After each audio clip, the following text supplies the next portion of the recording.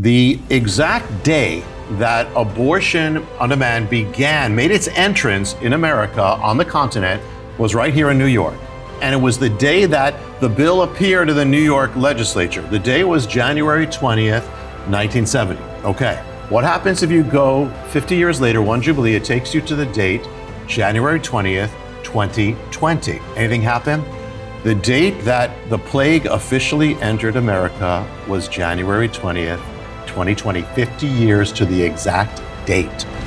Jonathan, great to have you with us. Another blockbuster book hitting the shelves. We're excited about it. Tell us what the Josiah Manifesto is going to reveal. Yeah, what if God was giving us a message? What if he was sending a revelation about where we are right now, what is coming, what lies ahead, what we need to know to deal with what's coming, what his people, an answer, a blueprint, a guide, how to stand, how to prevail, how to survive in what is happening. That's the first part. Secondly, what if behind all the events that have been taking place in America and the world, what if there was an ancient mystery that actually, an ancient calendar that actually appointed these events, actually gives the timing of the events that have happened in our lives down to the year, the month, in some cases, the minute and the second of when it happened. That is what the Josiah Manifesto is going to reveal. And the thing is, it's going to take the reader, it's going to take us on a prophetic journey that's going to begin on an island with Fidel Castro and a prophetic sign that's going to actually affect all of our lives. And the thing is that this is the book also where the other books I've written, which from the Harbinger, the Paradigm, the Oracle, the Return of the Gods, are all, the mysteries there are all coming in, converging in this one to come together, and they come together to open up, to give a key which opens up the guide for this hour, for this prophetic blueprint. Yeah, Jonathan, it's your 8th book. It kind of all of your books converge here in the Josiah Manifesto. Josiah, by the way, King Josiah, one of the good ones from the Old Testament. We'll talk more about him shortly, but you mentioned Cuba and Fidel Castro. People might be wondering, what does that have to do with the Bible? But a very important link here with the deceased Cuban tyrant. You were in Cuba not too long ago, and you presented him with a very interesting gift. Tell us more about it. Yeah, and we won't go into a lot of detail, but the mystery opens up there. And I gave him a prophetic object and a prophetic message. And in that object and in that message actually was the key of how long he would have in his reign left. In fact, it's a biblical mystery that would determine the year that his reign would end, the day it would end, even the hour it would end. And this is a mystery that kind of begins the Josiah Manifesto, the mystery of the Jubilee, where you have the 50 year, every 50 years you have a year. It's not only a blessing, it's also of restitution. If you took someone's land that didn't belong to you in the year of Jubilee, it was taken from you. So this is the other side of the Jubilee. And this is going to open up a mystery that has affected all of our lives. I mean, we just got through this part, but it's amazing how precise and how exact this mystery of the Jubilee is going to be with our lives. So the Jubilee it's usually seen as a good thing. Hey, it's your 50th year, your Jubilee year, but it can also be, in a sense, a form of judgment. It's restitution if you're on the other side of it. It is a payback. It's nullifying everything, and that's what's going to affect all of our lives. And Fidel Castro, obviously a notorious Cuban tyrant, but you were there in Cuba. You were able to present Fidel Castro with a shofar. Yes, of the Jubilee, and then a word. I wrote it down and gave it to him of the Jubilee. And the Jubilee would determine the exact moment, the exact days he would have left. And as you write in the book, Jonathan, God has put you in the courts of kings. In that case, he certainly did. And you had a very rare opportunity. Absolutely amazing. And he received the shofar, as you share in the book. And we sent back a thank you after that. They didn't know what to do with it, but So and I'm not saying I know what I'm doing, but God does. Amen. And this is part of the mystery that has affected all of us. And that just roped me right in the beginning of the book, Jonathan. Just gripping the stories about Cuba, Castro, your experiences there. But hey, you then move on to we're talking Jubilee. Yes. And that's a theme throughout the book, that 50-year pattern. Yes. Ancient and then today. Yeah. You've got some stunning revelations on that end with what you call the plague. Yes. the COVID-19 pandemic, which obviously we're in New York City right now, hit this area very, very hard. Talk about that. Talk about the link here with COVID-19. Yeah. Well, one of the other principles, we got the Jubilee. The other principle is that what you do, what a nation does to its children is going to come back at it. You know, when Jeremiah prophesied over the valley of Hinnom and where they killed their children, he said, what you did, everything you did is going to come back to you. If you take life, life will be taken from you.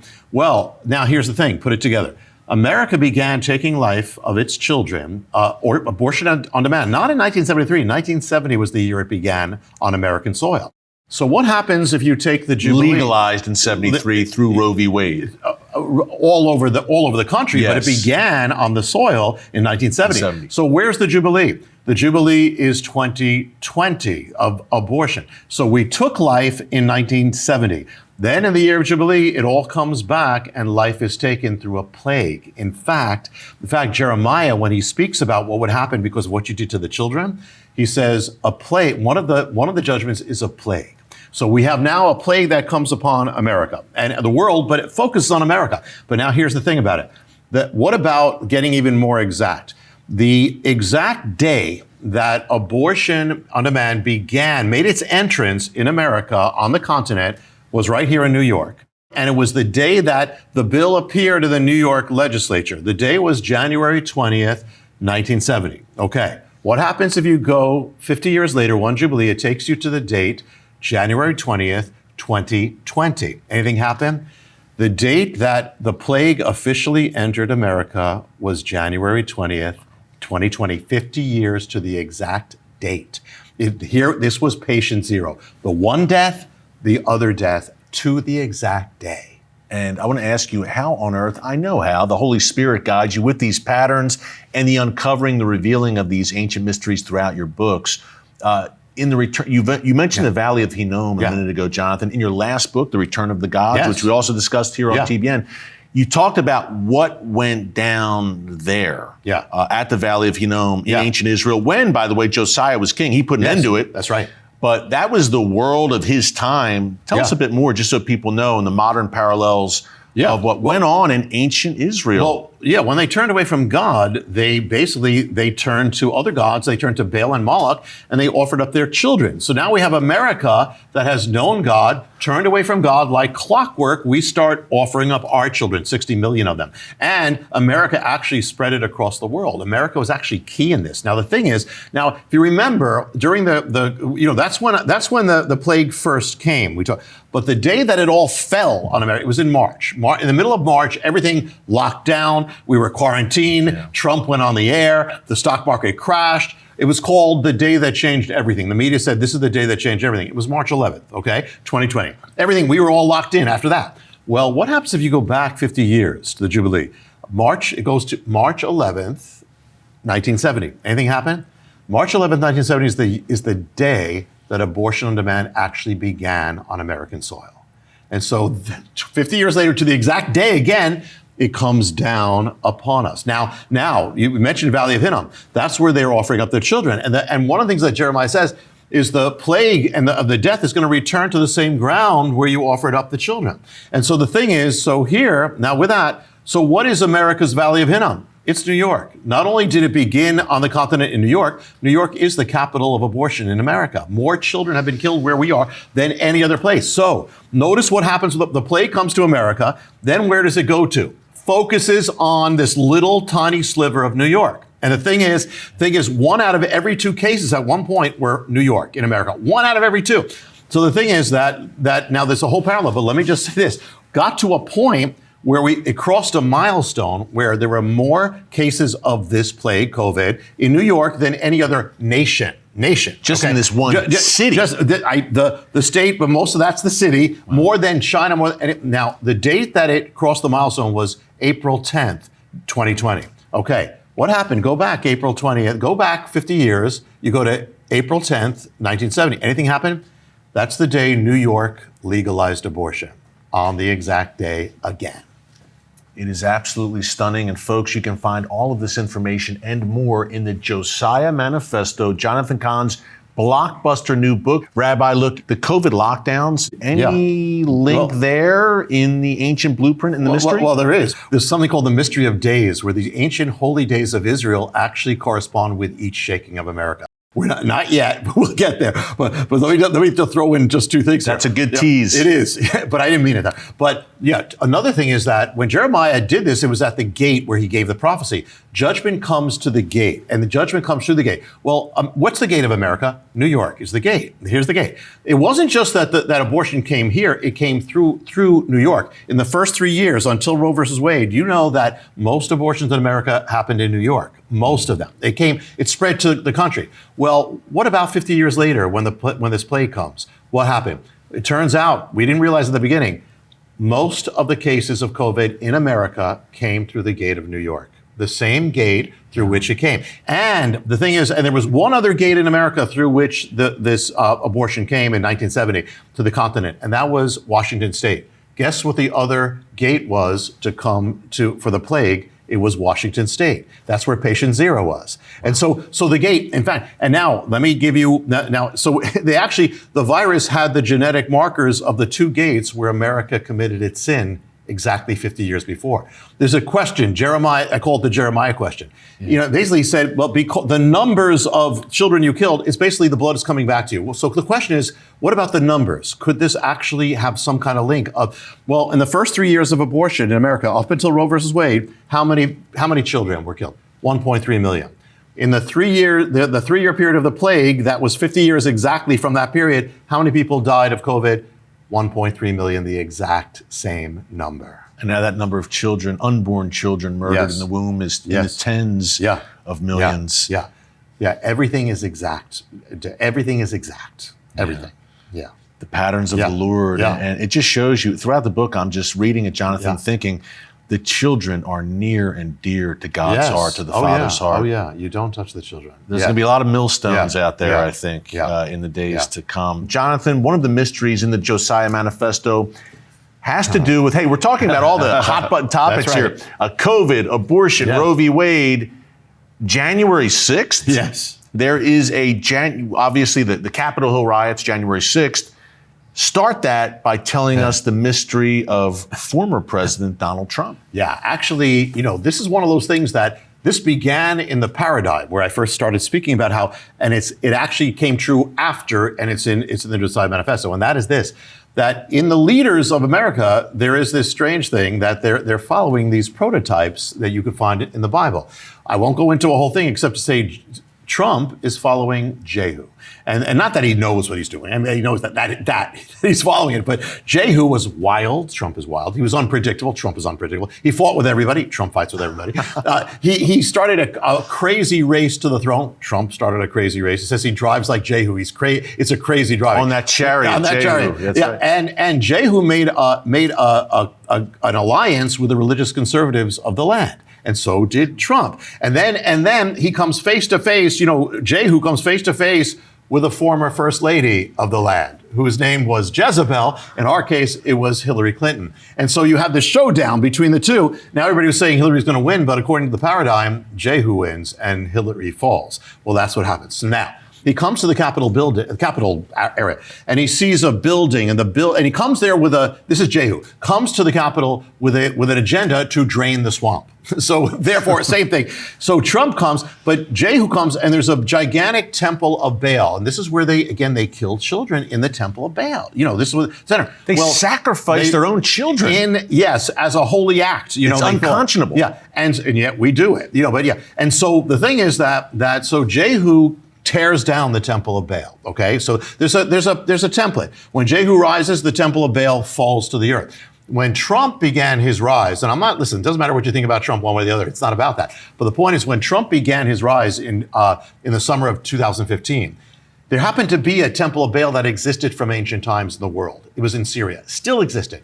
Trump rises, Jehu rises, 2 months later, the temple of Baal falls to the earth.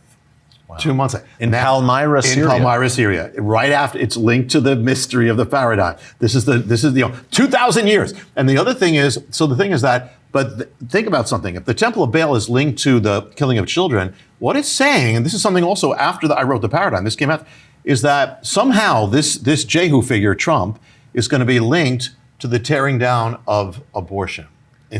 Because Jehu tore down child sacrifice. And actually Trump would end up, by what he did, we're not saying why he did it, he would end up tearing down abortion. And then we'll get to that. But let me tell you now, January 6th, because this is not in the paradigm because I wrote this years before, but the template's there. And so I'll just say this, and I put it in the manifesto, but it's this, that at one point in the story of Jehu, he calls for a gathering in the capital city. He calls people to come to the capital city as the gathering. His people gather around a great Capitol building.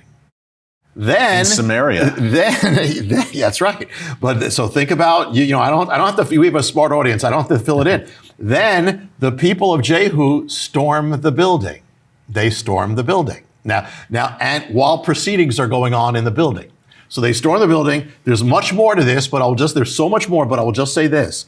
That, when the siege took place, the Capitol Police actually announced how many they arrested on site. At the end of that week, they made a big thing of it. Yeah. They said 80 men, 80. We arrested 80 people who stormed the building. On January 6th. Yes. Oh, that week. Yeah, the week. Yeah. Go to the Bible about Jehu, and it says how many people stormed the house? 80 men stormed the house. So there's so much, but this is actually foreshadowing what was going to happen with Roe versus Wade. I mean, because it's about the Temple of Baal. That's the Temple of Baal that we have that allows this. So all these things that have happened, from the plague to that, everything is there in the mystery. Yeah. And by the way, folks, Jonathan mostly does his own research on all of this. That's what you're hearing right here. Hey, you mentioned the Temple of Baal, obviously. A mysterious object from the Middle East that you write about that appeared in New York City and Washington, D.C. Tell us more about the relevance of that. Yeah, actually, when Trump was rising, all of a sudden this object appears in New York City. I was there. I witnessed it. Not far from where we are, Eric. And we actually filmed it. It was the Arch of Baal. And they erected it. They erected this reproduction of the Arch of Baal in New York. They unveiled it, had a ceremony, played music. They had the leaders of New York were praising this thing. It's a pagan deity. And it said Temple of Baal, right? There was a sign right there on City Hall. But it was just like when Trump was about to the election was about to happen. It was a showdown kind of with Jehu and Temple of Baal. And so here it actually appears. Now, the other time is when Trump, and when I said that Jehu tore down the Temple of Baal, Trump did it by appointing Supreme Court justices who would ultimately overturn Roe versus Wade. That was his Jehu act. And the thing is, remember when Kavanaugh was in the hearings in Washington, and all hell broke loose because of this issue. Yeah. As it's happening, the arch appears there. In Washington, D.C. The Arch of Baal. In front of the hearings, in front of the Capitol building. So this thing is going on and on. It's a showdown. It's a spiritual thing that's going to lead to the overturning of Roe versus Wade.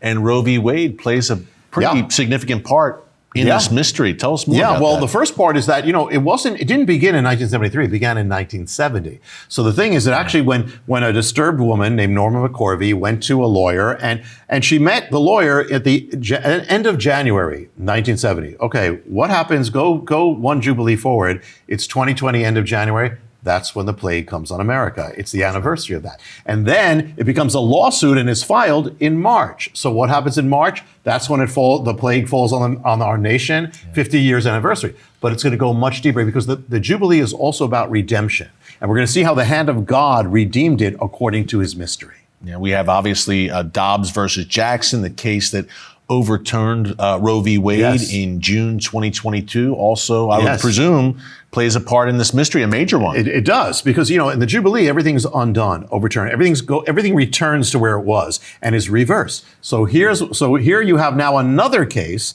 You have the first case. 50 years later, you have another case. So Roe versus Wade was sent to the Supreme Court in 1970. 50 years later, in 2020, this Dobbs was sent to the Supreme Court to overturn it. The same time.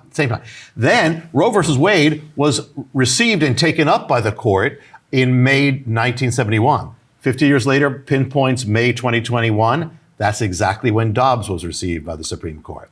Then Roe was heard by the Supreme Court in December 1971. Pinpoints 50 years later, goes to December 2021. What happens? Dobbs is heard before the Supreme Court. Yeah. Even, remember the leak just before the decision came out, the leak ended up, well, you know what, Eric? Go back 50 years and there was a leak in Roe versus Wade just before it came out. So even the leak was part of the mystery. And that leak was a big deal. That's when the protests started in advance of the overturning of Roe v. Wade. Yeah, and yet it all happened, everything happened according to the ancient mystery of Leviticus, of God's hand. This was God's hand. And the people involved, the players in this, Jonathan, they're not even aware that they're playing a role in this ancient blueprint in the modern day. They have no idea. That's what makes it even more amazing. That's right. That's right. And real quick, Justice Amy Coney Barrett, who was one of those 3 justices appointed by Donald Trump. That's right. Interesting role here. She was the key one. I mean, she was the last one. And Roe versus Wade was overturned by her vote. It was the last vote. It was one vote. And here's the thing. There's a part in the Josiah Manifesto called the Child of the Nile. And the thing is that there's a principle that, Moses was almost killed as a baby under that slaughter in the Nile, but Moses would end up surviving, and he would be the one who would break the power of Egypt that was trying to kill the babies, Well, was there a Child of the Nile for America? There was. It was Amy Barrett. She was the first justice to be born when it was legal to kill children. She was born in that 3-year period of just when Roe versus Wade went to the Supreme Court. So she's the first one to be born under it. She survives it. She ends up casting the deciding vote in her year of Jubilee, when she is when she is in her 50th year, and then it is overturned when she's 50. There's no accident here. Now let me tell you another one. There are 2. I'm just throwing this in. There's 2 dates in the Bible. One is called Adar 13, and the other is called Sivan 23. Both in the book of Esther. So Adar 13 is the date when Haman, he issues an evil decree that's going to bring death and destruction. And it's linked to Adar 13. It's the 13th day of the 12th month. Evil decree. 13th month of the 12th month. 13th day of the 12th month. Roe versus Wade was heard before the Supreme Court on the 13th day of the 12th month, the day of the evil decree. Then Mordecai later on issues another decree that nullifies the first decree. And it goes forth on Sivan 23. In fact, Jewish people have that date as to pray against evil decrees. Well, the Dobbs versus Jackson that overturned Roe versus Wade was sent forth to the Supreme Court on June 15, 2020. But on the Hebrew calendar, it was Sivan 23, the day of the decree that nullifies the evil decree on the exact day.